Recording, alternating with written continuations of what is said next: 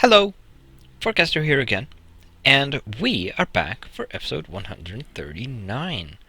And in this episode, we are finally going to assemble the new coolant processing system. Now, as you can see, I have put up a lot of things in advance to save some time, because I don't want this to take more than one episode if I can help it. So, first, we are going to go through the things that I have already placed. So, we have an input tank, which holds hot coolant, of course, and we have an output tank that holds cold coolant. Now, the input tank is important because we're going to partially use that to control the system.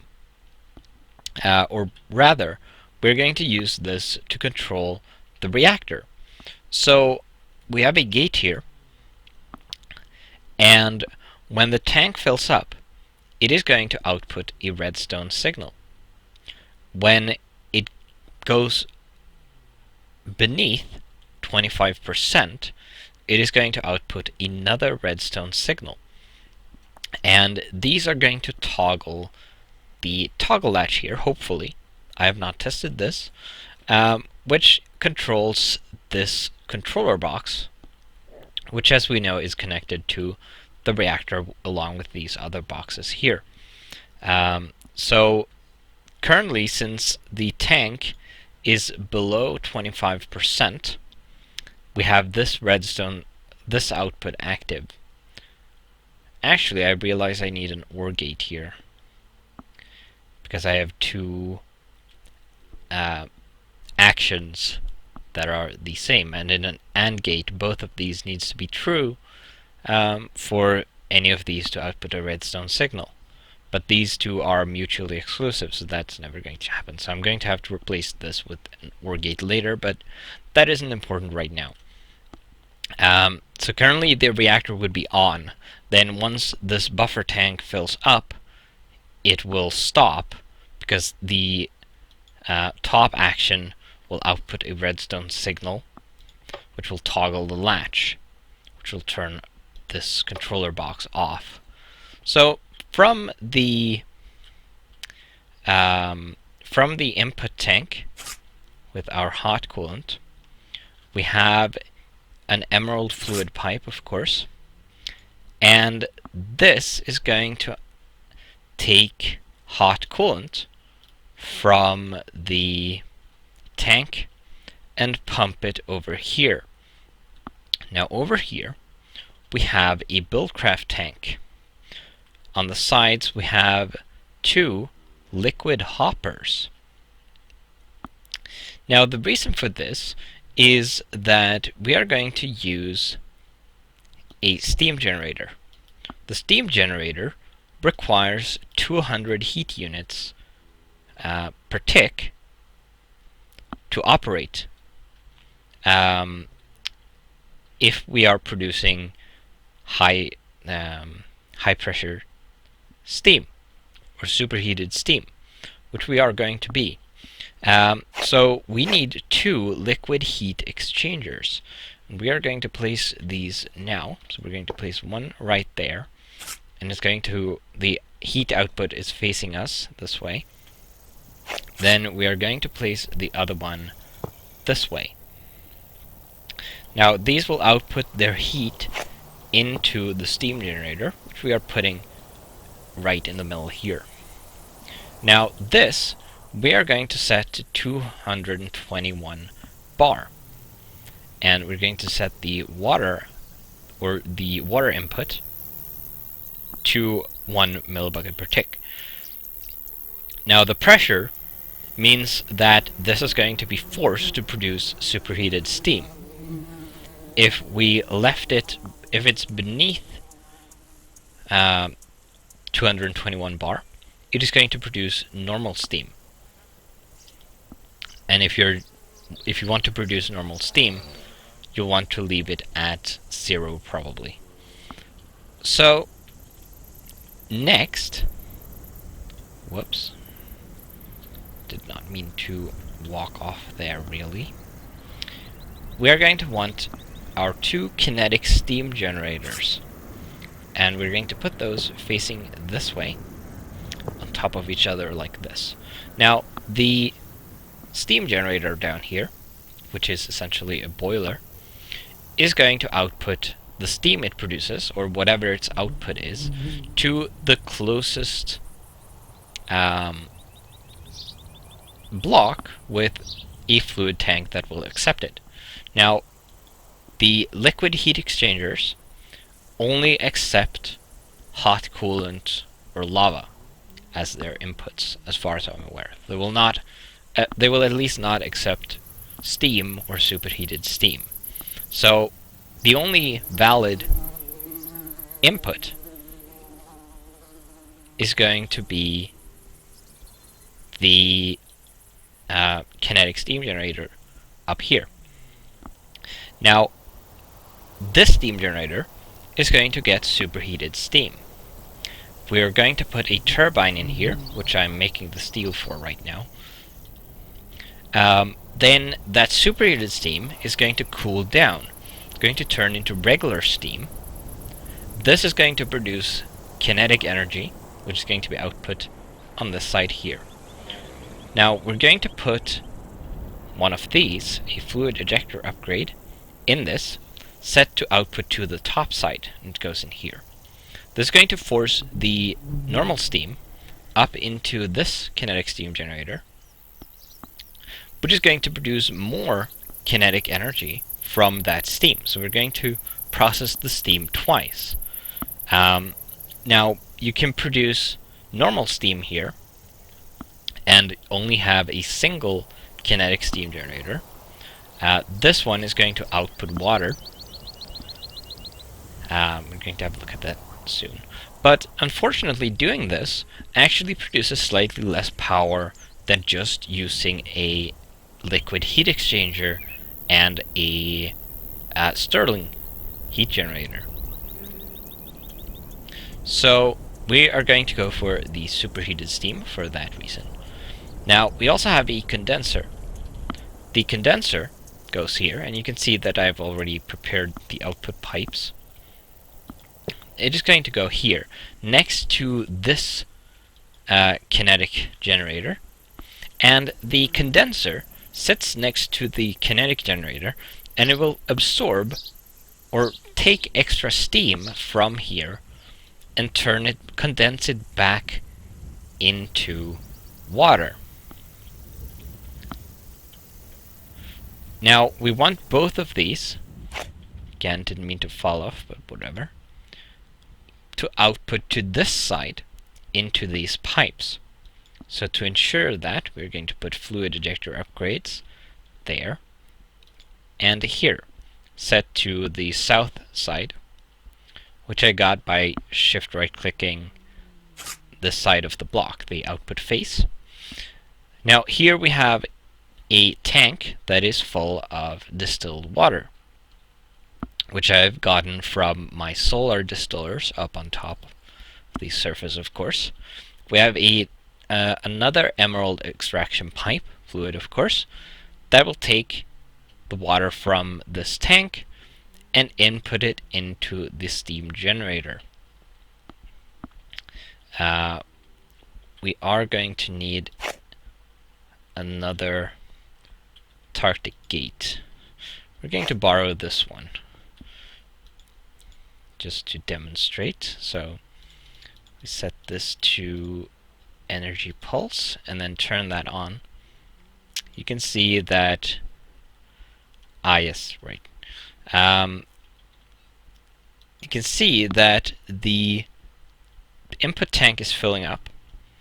We have an output of distilled water because there is not enough heat to turn it into any kind of steam. So the steam generator is just outputting the water normally. Now you notice that there was some in this tank here, and that is because the tank was empty. So the steam generator output water into it, which was drawn into this liquid hopper or fluid hopper here. So I'm going to have to remove that and put that back into the tank. Do have some fluid cells to do the trick, and then do that, and then we fix that. Now you'll notice I turned the water input off here to keep it from doing that again. But once there is hot coolant in this tank, the only way it's going to be able to output anything is up. So that is not going to be a problem later. Now finally, we're going to put these two kinetic generators here. And you'll notice these faces here have a little shaft in them. We want that to face the other way into the into the kinetic steam generator to be able to accept the kinetic energy. We get a circular face without the shaft, which will display a power icon when this is producing power, which we probably won't see because there will be cables on these faces, but still. These blocks down here are actually construction foam that I have used the obscurator on to decorate them a little bit. Same is true for these, just so you know, as well as these support blocks over here are also construction foam. I'm going to fill this space with one later as well, because apparently I removed it by accident, but that is fine. So finally, we have two more fluid ejector upgrades, and we are going to use these. We're going to set these to this face, so north, and we're going to put them in the liquid heat exchangers to make them output the coolant into this pipe here, which will take it to the output buffer tank. We are also going to put some heat elements in here, and I have more of these somewhere. Apparently I've forgotten them, put them somewhere, so I'll get those later. But we'll want these full because we need the max output. We need a total of 200 heat units per tick. So the idea with these fluid hoppers is that we input the hot coolant in this tank here. And since these fluid hoppers take 100 millibuckets per second approximately, as long as there is more than 200 millibuckets in this tank, each of these is going to take 100 millibuckets and essentially split this tank between these two heat exchangers. And we are doing that to make sure that it is evenly split, and this is basically the only way I could figure out to do that, because otherwise all the other methods I had available were not precise enough. It actually turns out that Railcraft pipes given two output tanks in a pipe will split the output pretty evenly, but not perfectly. But these, as long as there is more than 200 millibuckets in this tank, these will split the contents evenly, but only if it's divisible by 200 millibuckets. So we have to keep that in mind. Now, another caveat with this system, which is a disadvantage compared to the liquid heat exchanger method and the Stirling generator, is that this system does not regulate itself. And by that I mean the Stirling generator, when it cannot output any power because your bat box or whatever filled up, its internal buffer will start to fill, similarly to these kinetic generators. Once that is full, the Stirling generator will stop accepting heat, and the heat exchangers will stop outputting heat and will stop processing hot coolant. This system, however, the steam generator, or I'm not actually sure where it happens, but this system does not stop when these buffers fill up. The steam generator will continue producing steam, and the kinetic steam generators will consume the steam. So it will chew through hot coolant even when there's nowhere for the power to go.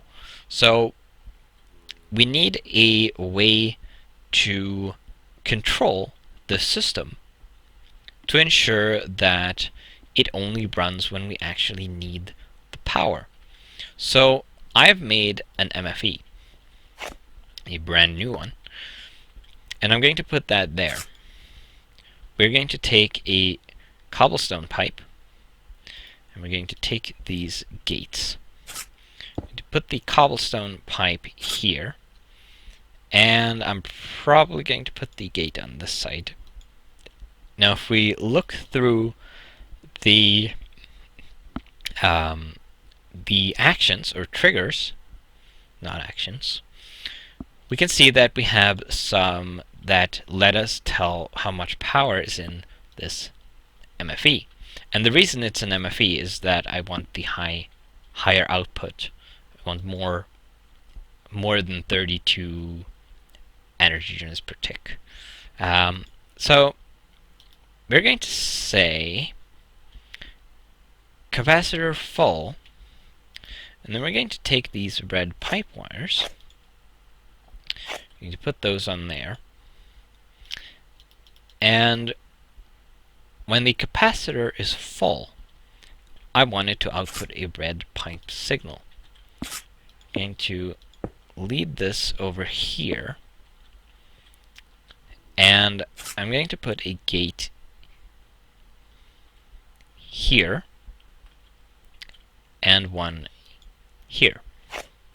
Then we're going to put red pipe wire on these pipes and have it connect to over here. And these gates are going to be set so that when the red pipe signal is on, output a redstone signal. And same thing over here, of course. And then we are going to set these hoppers to run on a low signal. So when the MFE fills up completely, it's going to turn on the red pipe signal, which is going to turn on redstone signals here. And the redstone signal is going to keep the fluid hoppers from taking hot coolant from this tank and put it up in the liquid heat exchangers. So this is going to stop inputting heat into this boiler. Now, fortunately, this doesn't work quite like a Railcraft boiler, where when it stops receiving fuel, which in this case would be heat, it cools down. This doesn't cool down. So once we have reached the operating temperature, which is 200 something degrees, I think, or just above 300, something like that, it's going to stay there. And any heat it receives is going to be put into the steam.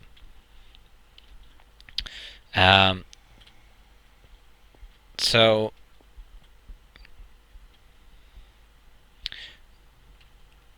I am going to come back once I have gathered some additional components.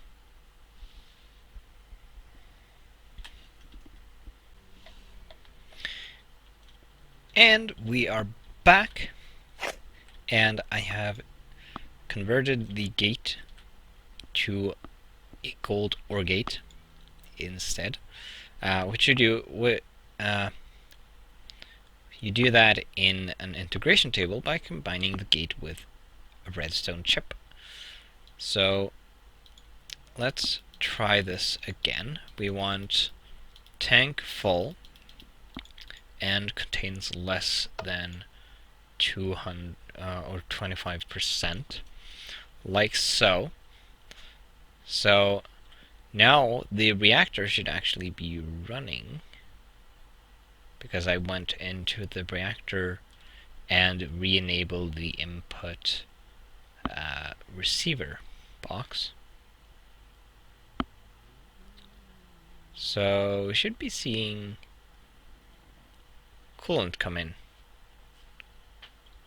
optimally. Maybe. Let's see. It's not turned on, which is strange. These should all... oh.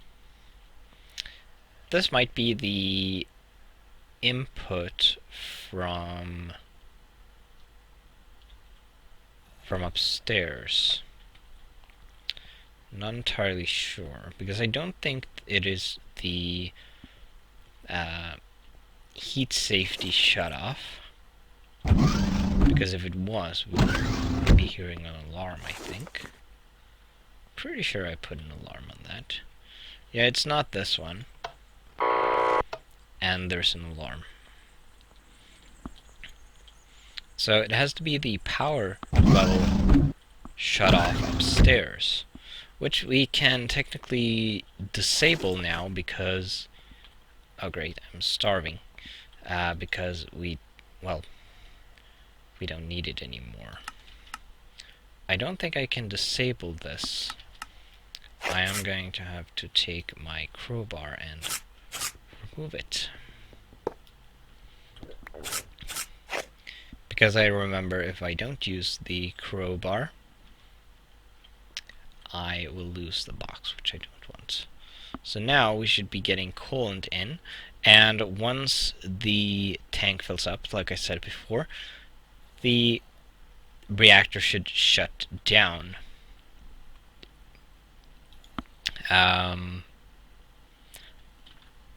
We could make it trigger sooner by removing...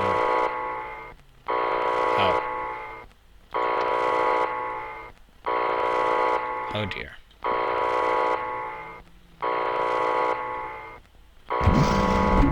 So for some reason, the safety shut-off triggered. Let's turn that off.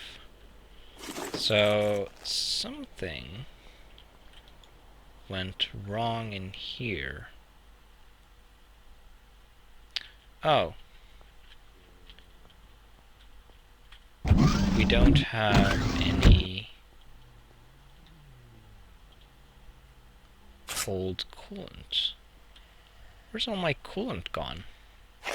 Pretty sure it's supposed to be more than that.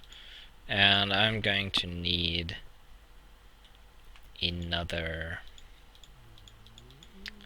let's do fluid and tank.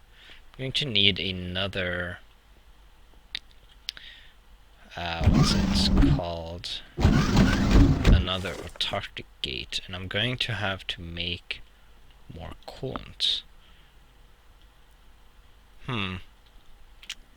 There should be more than that. Or maybe there wasn't.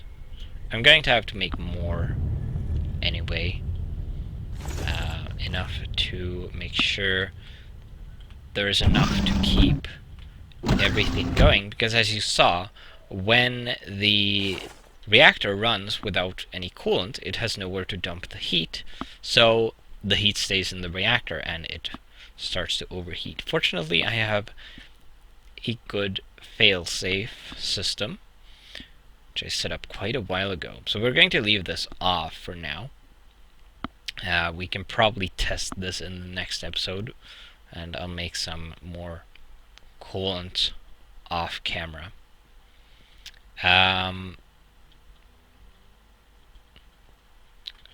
But yeah, so now that that has pumped out, let us take some hot coolant from here. So we're going to put this to energy pulse, and we're going to turn this off for a little bit, and I'll probably do.